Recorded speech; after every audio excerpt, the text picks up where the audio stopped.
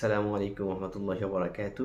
বিভিন্ন জায়গা থেকে অনেক স্টুডেন্ট কোয়েশ্চেন করতেছেন, স্যার আমার তো অলরেডি কোর্স শেষ হয়ে গেছে কিন্তু কোনো ইমপ্রুভমেন্ট আসছে না, ঠিকঠাক বুঝতেছি না, কিংবা আমার স্কোর বাড়তেছে না, মোকে 4.5 4 বা 5-এর উপরে আসছে না।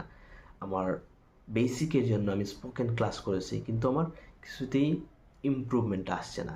বাট স্পোকেনের বাহিরেও আইএলটিএস স্টুডেন্টের বেশ কিছু বেসিক জিনিস আছে যেগুলো আসলে আমাদের অভ্যাসে পরিণত করতে হবে। যেমন রিডিং আমাদের প্রতিদিন 1 থেকে 1.5 ঘন্টা আমাদের প্র্যাকটিস করতে হবে, আর্টিকেল পড়তে হবে, বিভিন্ন নিউজ পড়তে হবে, বিভিন্ন জিনিস পড়ার অভ্যাসটা করতে হবে। লিসনিংয়ের ক্ষেত্রে আমাদের প্রতিদিন 1 থেকে 1.5 ঘন্টা বা মোর দ্যান 1 আওয়ার আমাদের লিসনিং অভ্যাসটা করতে হবে। স্পিকিংয়ের ক্ষেত্রেও সেম জিনিস আমরা প্র্যাকটিস করতে হবে, ভুল হোক সেটা ম্যাটার না, আমাদের জড়তা দূরের জন্য আমরা প্র্যাকটিস করতে হবে।